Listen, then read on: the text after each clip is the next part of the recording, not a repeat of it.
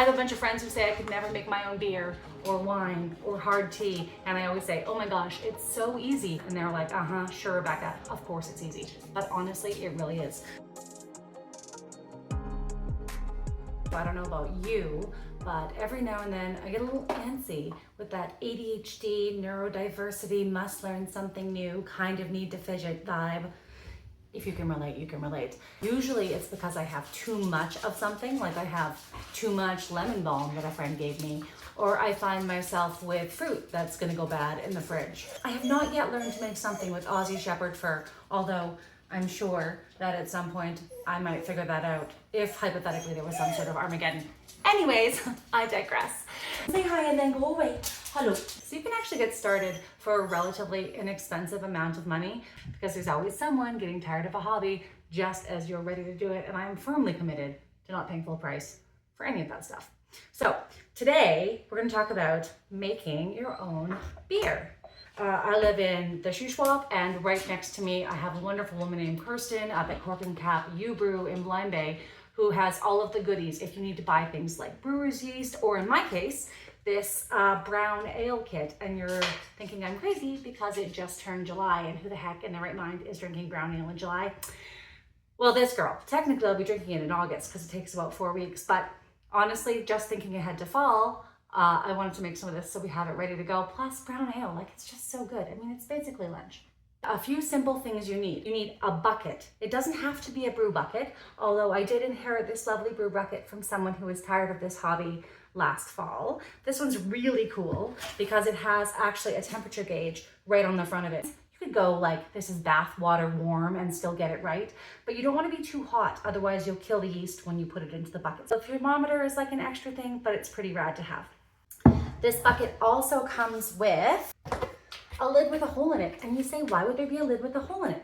Well, this lid ends up going on top, and then you put what's called a bubbler in it. So it's this little device. It comes with a cork that fits in the hole. Then this goes in here. Then this thing goes on top, and this goes like that. And you put a little bit of your sanitizing liquid, even just water, or some people like to use vodka. Maybe they just do a shot at the end of the beer making process to celebrate, I'm not sure.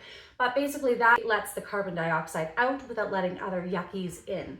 That could ultimately make this taste funky instead of delicious. So one of these is pretty great to have. I think they're a couple bucks. Guess what? If you don't have one of these and you don't want to buy a big bucket like this, you can get a bucket that holds usually around 25 liters is what you're looking for. Drill a hole in the top of it, and you can even do like a little film of saran wrap that lets it bubble out. So it can be really, really simple.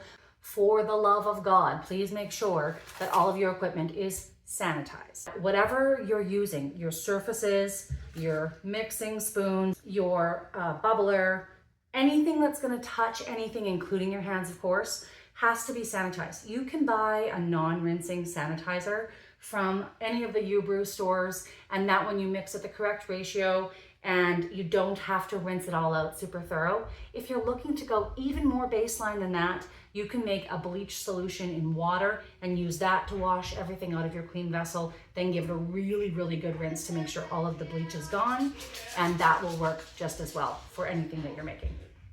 The last thing that I'm gonna say you need, or I would highly recommend getting, is a kitchen scale. I used to think the kitchen scales were for fancy people.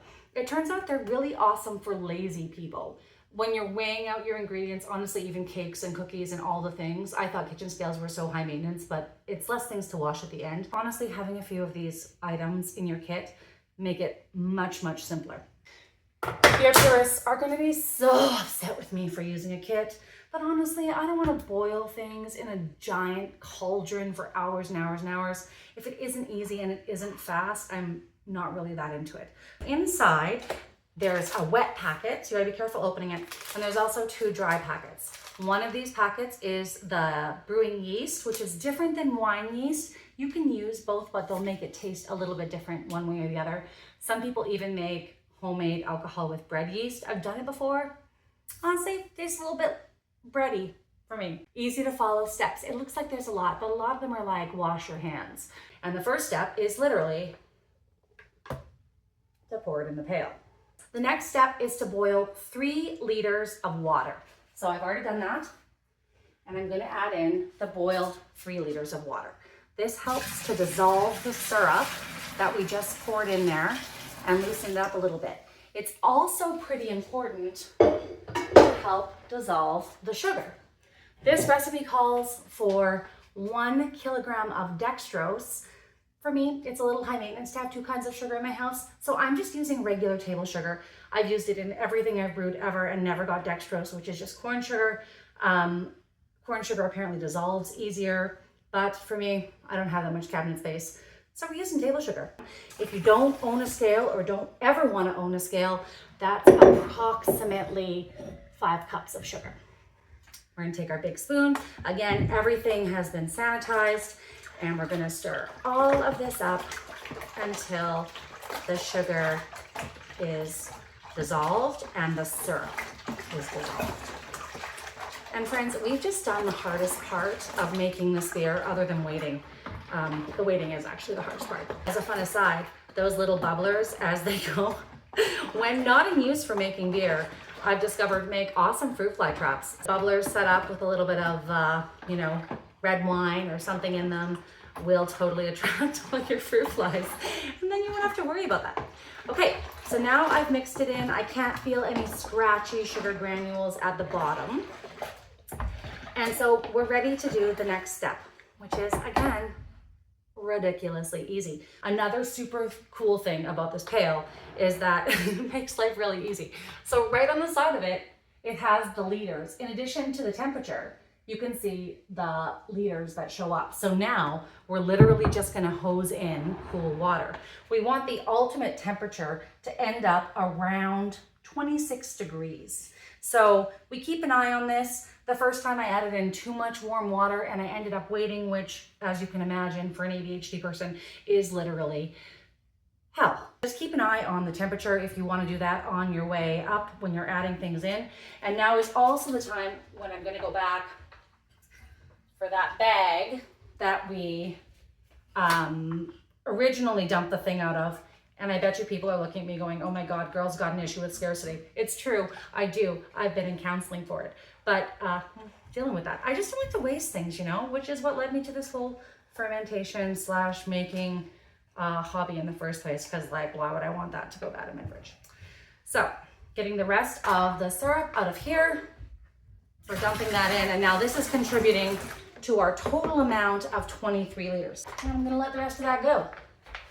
Because at some point it starts to get boring. I happen to have this handy dandy sink right here with a long hose, which makes my life super easy. Here where I live, the tap water is pretty great. If you want to make sure that your beer tastes absolutely perfect, 10 out of 10 recommend buying these large green containers of distilled water. At Costco, they're like $3.99. Bonus tip, you can use them for fermenting other stuff later. That's got a lemongrass ale going on right there, right now, because you can keep those containers if you're like me again and don't like to waste stuff. So I'm gonna fill up the bucket. I'm stirring while I'm filling up the bucket, mostly because I want to keep an eye on the temperature. This little tab on the side will tell me if the temperature is getting too cool, and then I can adjust the temperature of my water.